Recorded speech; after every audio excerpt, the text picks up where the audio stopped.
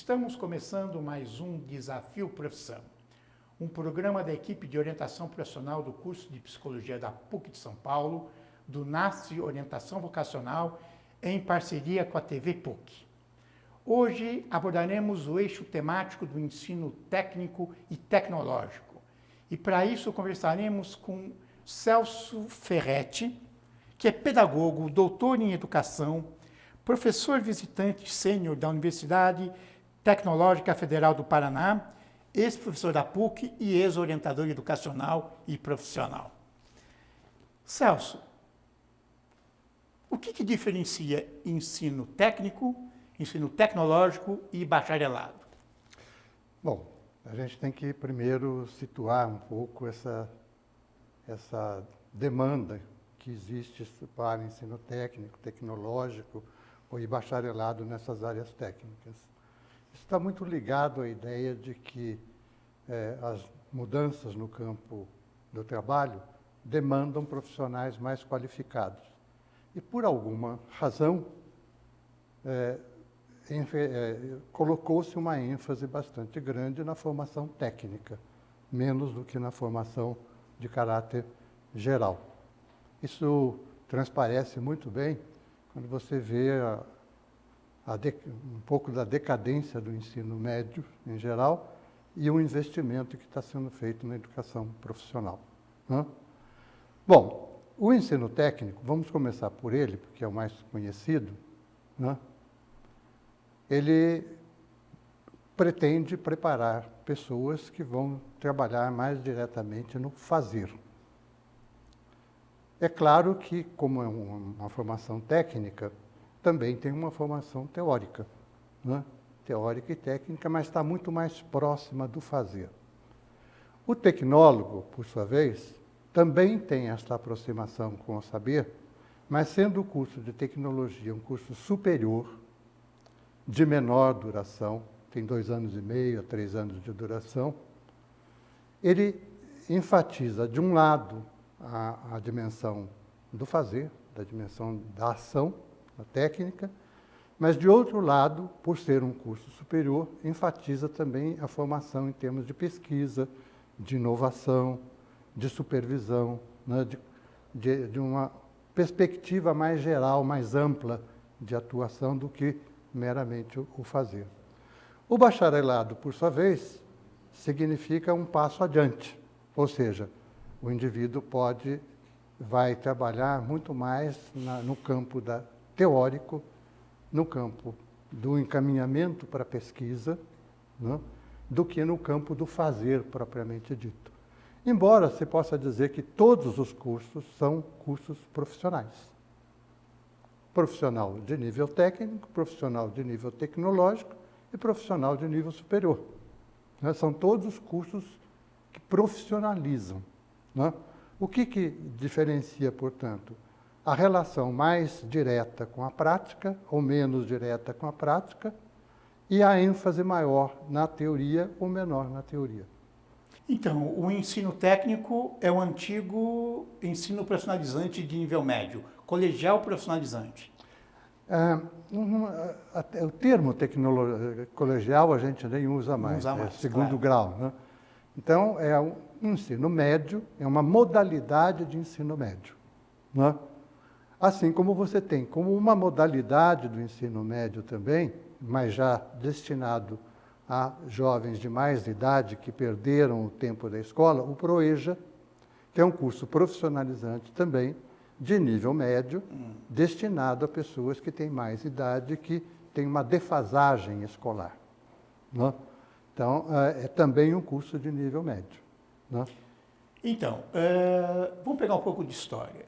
Durante a ditadura militar, nós tivemos um momento que existia um lema, né?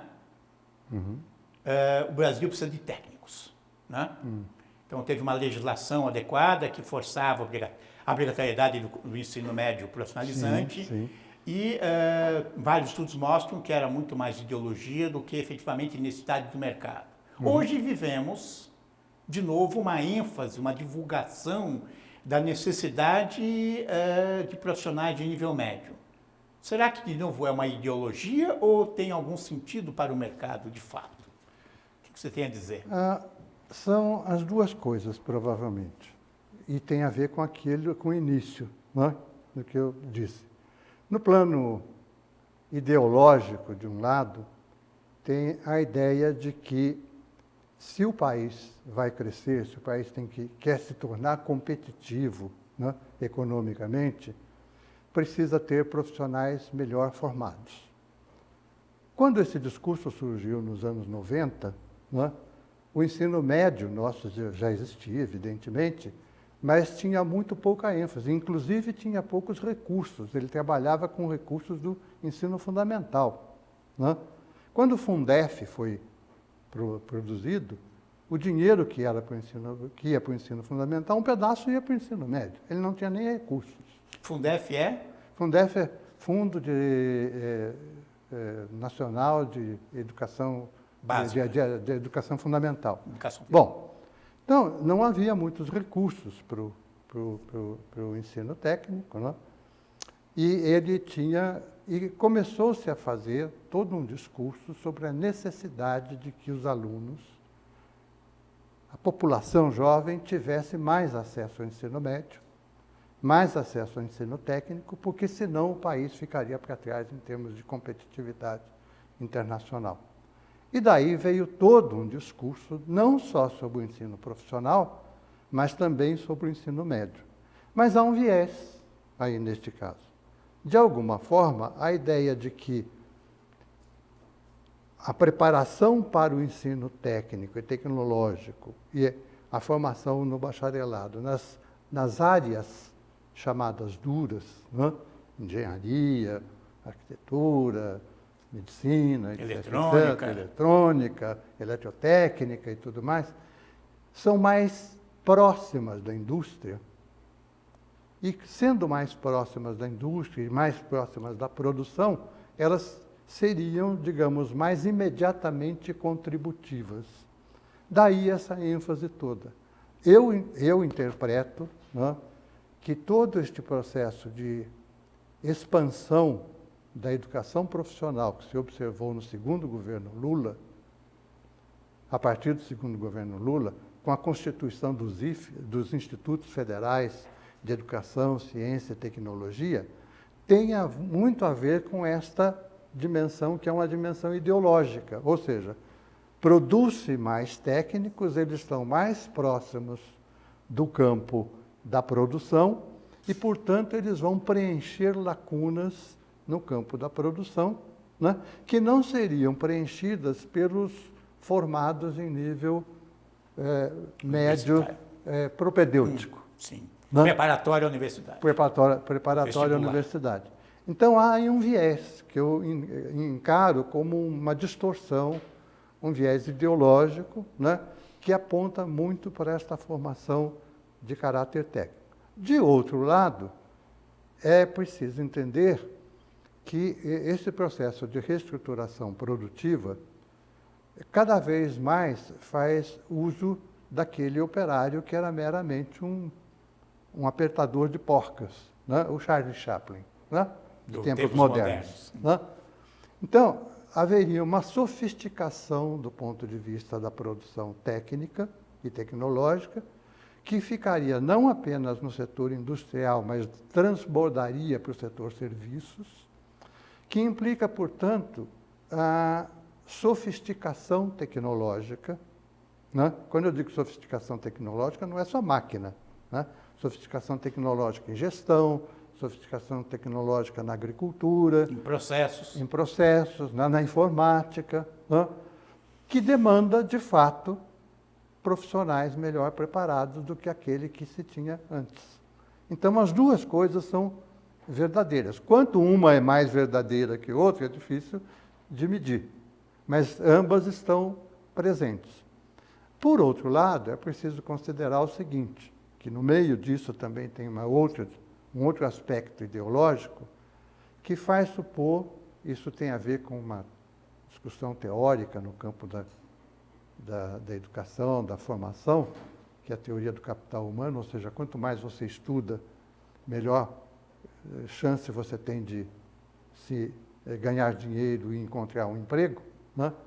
Então, ao lado destes elementos que eu coloquei anteriormente, tem um outro elemento, que é a ideia de que se as pessoas fizerem os cursos técnicos, né, dando continuidade à educação fundamental, e se depois fizerem os cursos tecnológicos, e se depois fizerem os cursos de bacharelado, terão mais chance. É verdade, de um lado é verdade. Quanto melhor preparo os profissionais tiverem, melhores serão as chances deles no mercado de trabalho. Mas isso não significa uma relação direta entre o tempo de formação e a facilidade de inserção no mercado. Os jovens fazem a seguinte pergunta: quero fazer engenharia mecânica. Vale a pena fazer um técnico, ensino médio, Para depois fazer. para depois fazer engenharia mecânica? É questionável, isso leva a uma seguinte questão. Se você quer fazer engenharia, prepare-se para fazer engenharia. Né? Por quê? Isso significa um investimento em formação geral que vai ser necessário para o vestibular e também vai ser necessário para o exercício profissional no campo da engenharia, ou da arquitetura, ou de outros campos profissionais. Porque quanto mais completo for este profissional de nível superior, mais será demandado pelo mercado, até porque as empresas trabalham muito com essa ideia da multiformação, né, cada vez mais hoje. Então, fazer um curso técnico para depois fazer um curso de engenharia, se o objetivo é engenharia, não faz muito sentido no meu entender. Mas está ocorrendo hoje um fenômeno muito interessante, né? Quando você entra em contato com os institutos federais de educação, que é o seguinte: estando o ensino médio público, propedêutico, muito questionável no Brasil inteiro. Muito degradado. Degradado, muito questionável. Ruim mesmo, né? A qualidade, né, é considerada muito ruim, e isto virou um lugar comum. Sim. Né? E isso é reforçado cotidianamente, com informações sobre alunos que não sabem ler, ou não sabem comentar um texto que leram, coisa desse tipo. Esta imagem do ensino público precário, né, está constituindo uma situação muito interessante. Eu estou fazendo uma pesquisa num Instituto Federal, agora, nesses últimos anos, e está se observando o seguinte: não sei, eu não quero generalizar para todos os institutos, mas eu vou pegar um determinado campus de um determinado instituto, que fica situado numa capital. Aí, entrevistando os professores, eu perguntava: e aí, como é que anda a formação? Por que os alunos estão vindo aqui? Né? Disseram, menos para fazer o ensino técnico e mais para fazer um curso superior, que nem é da área técnica que ele está cursando. Então, ele está cursando um curso de eletrotécnica e dizem eles, eu pergunto para ele: que curso você pretende fazer? Você vai fazer curso superior? Que curso pretende fazer? Ah, medicina. Né? E os professores veem isto como uma distorção. Né? É uma distorção. O sujeito faz um curso técnico e não vai trabalhar na atividade própria do curso técnico. Isso lembra muito uma discussão que aconteceu nos anos 90, né, de um educador que está muito ligado à dimensão técnica, em relação à qual eu tenho crítica, que dizia que quem quer fazer curso técnico, faz curso técnico e vai para a fábrica. Né? E fazia a crítica das antigas escolas técnicas, que os alunos entravam nas escolas técnicas e não iam para a fábrica, iam para os cursos superiores. Isso nos anos 70. Está se repetindo. O que acontece? Dentro deste contexto em que o ensino propedêutico, que deveria levar ao curso superior, é fraco, e o curso técnico oferecido pelos institutos federais, antigas escolas técnicas, antigos Cefetes, é reconhecidamente, desde os anos 70, um ofertante de cursos de muito boa qualidade, neste nível, o que os pais desses alunos fazem? Encaminham-nos para os cursos técnicos, né? Mas com um olho no ensino superior. O ensino técnico, quer dizer... é um trampolim inadequado. Escolas técnicas federais no passado, né? Fica um trampolim inadequado. Agora, por outro lado, pode ser verdadeiro se o aluno, de fato, tem um interesse muito forte numa determinada área, como, por exemplo, você citou mecânica, e quer se aprofundar num projeto que, na verdade, é um projeto federal, que vai desde a educação profissional inicial, que são os, digamos, ele não tem conhecimento disso, né, mas o que ele está fazendo é um percurso formativo, né? Uma trajetória formativa na mesma área, né? Que é bom. É bom, mas o próprio sistema não valoriza. Porque no vestibular não se pede nada do específico, não tem um bônus, não tem uma facilidade, e ele sai perdendo. Claro. Na competição com quem está no ensino regular. Sai perdendo e não sai, porque aí que está a questão. Se fizer uma escola técnica federal, mas... Se fizer uma escola técnica federal. Sim. Se fizer uma outra escola técnica, já é um pouco mais questionável. A rede aqui de São Paulo também é uma rede boa, mas se ele for fazer uma escola técnica num Senai, por exemplo, já é diferente. Vamos falar do ensino tecnológico, né? Uma novidade que está sendo também bastante valorizada no momento, né? Existem muito mais opções de cursos tecnológicos que eles são específicos em relação ao bacharelado. E há muita divulgação. O mercado tem recebido, tem conseguido absorver esses profissionais ou é mais uma atividade para as empresas universitárias faturarem um pouco mais? De um lado, também, como nos outros casos, tem um pouco de verdade de cada lado, né? Existem poucas pesquisas confiáveis, né, a respeito de mercado de trabalho. Na verdade, quando eu falando sobre mercado de trabalho, sobre inserção, possibilidades, alternativas, né, eu confio muito pouco nas pesquisas que parecem ter um pouco de cheiro de pesquisa encomendada. Marketing, é isso? Hã? Pesquisa marketing.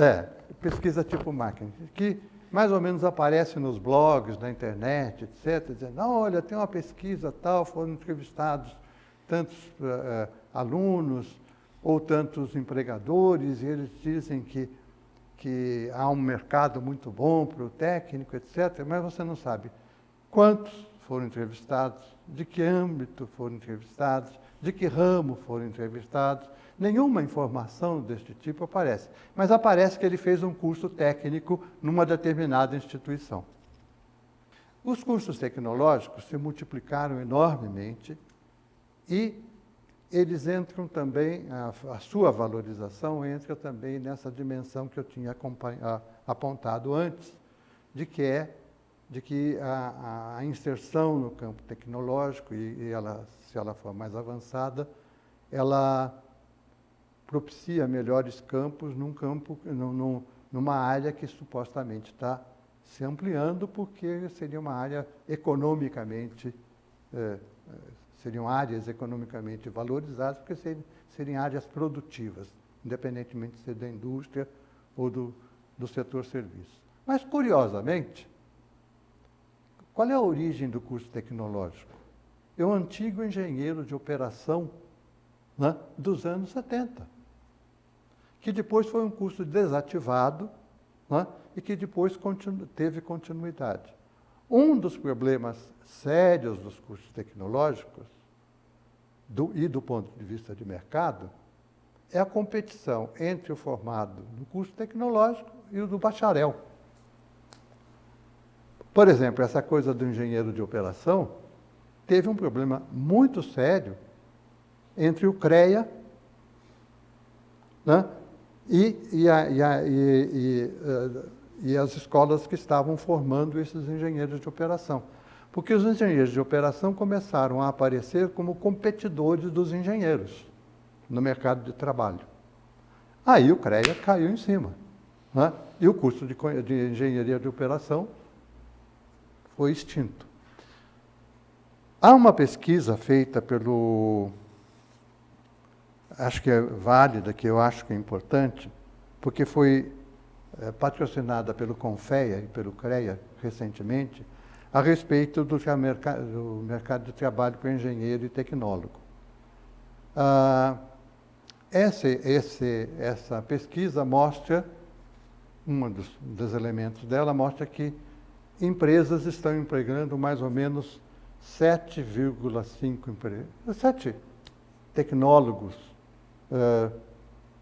nas suas plantas, né? Menos do que engenheiros, mas pouco menos. Os engenheiros são na base de 12, mais ou menos, na média, né? Então, eles são competidores, né? É uma pesquisa confiável, eu acho que é uma pesquisa para ser levada em conta. Acho que os alunos interessados poderiam ir atrás disso, né? Que é uma pesquisa, então, recente, em cima de 2010. Né? Mas pensando na cultura das empresas, será que haveria espaço de um tecnólogo ser chefe de um setor onde há engenheiros? Há possibilidades disso, de supervisão, mais ou menos. Talvez não chefia, mas supervisão de um setor, né? Sim. Né? Chefia, ele vai entrar numa competição, mas dependendo da situação, o engenheiro pode estar numa situação de chefia também, mas numa chefia de nível superior. Então, que o tecnólogo não chegaria. Que não chegaria. Por quê? O que as empresas valorizam no tecnólogo? Não? O fato dele ter uma formação mais ampla do que o técnico, mas também ter uma possibilidade de atividade prática, de uma atividade que seja próxima da ação, ou seja mais ligada à ação. Isso é uma coisa importante a se considerar, porque se você for pensar, na empresa, por exemplo, você tem operários, o antigo peão, mas boa parte dos trabalhadores que operam as máquinas na empresa não são mais o cara que tem curso fundamental, né? São os antigos técnicos, ou os atuais técnicos, são os operários atuais. Né? São mais próximos da vigilância da máquina, do controle da máquina, da supervisão daqueles grandes painéis, né? Que você acompanha o funcionamento de muitas máquinas através deles. E o tecnólogo pode estar próximo disto, da supervisão deste tipo de trabalho, né, do que da chefia propriamente dita. Embora possa também exercer chefia ocasionalmente, dependendo do ramo, dependendo da empresa. Ela pode, por exemplo, optar, conforme a sofisticação tecnológica com que trabalha, optar por ter um tecnólogo ao invés de engenheiro, porque o tecnólogo é mais barato. Dá conta. A gente podia dizer, no passado recente, as empresas, indústrias principalmente, reclamavam que o engenheiro levava um bom tempo na empresa para aprender o trabalho concreto, porque ele vinha muito aberto e precisava ser treinado. O tecnólogo já vem mais prontinho, correto? Correto, isso é verdade. Pelo menos para a expectativa da empresa. Eu queria voltar ao ensino técnico com uma última pergunta. A legislação do ensino técnico prevê algum tipo de orientação para o aluno de ensino fundamental ou do próprio ensino médio, para que ele possa fazer uma boa escolha? Pois é. Eu vou citar 2 institutos que eu tive contato, por conta de pesquisa, e 2 grandes institutos. Né? Não tem orientação profissional na programação. Não é que não possa ter. Os institutos têm autonomia para criar cursos, têm autonomia para criar setores. Tanto é que, pegando um pouco imaginando que talvez essa pergunta surgisse, né? Eu fui fazer um pouco de levantamento e acabei vendo que nos sites de vários institutos federais não consta nada disso, ainda que conste uma atividade lá, assistência, atendimento ao estudantil, ou coisa. Mas aí não aparece bolsas, aparece preocupação com transporte. Encaminhamento para o estágio. Encaminhamento para o estágio, alimentação, etc., etc., mas não aparece orientação profissional. Mas encontrei né, em Minas, que oferece também orientação profissional, né? E orientação psicológica ou coisa desse tipo. Num desses institutos federais que eu trabalhei, havia uma psicóloga fazendo orientação de estudos para os alunos. Mas não ouvi falar que houvesse ali uma preocupação com a orientação profissional, né? O que não quer dizer que os institutos não possam tê-la, porque como eles têm autonomia para criar cursos, eles têm autonomia financeira, pedagógica, etc., se quiserem criar, podem. Então, o que temos observado é que a política educacional ligada à formação profissional tem se preocupado pouco com a questão da escolha profissional, não da orientação, mas da escolha.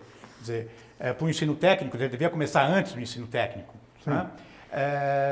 Fico imaginando como um jovem muito jovem pode escolher um curso técnico dentro de um enorme número de possibilidades. Eu agradeço a participação do Celso Ferretti e até o próximo Desafio Profissão.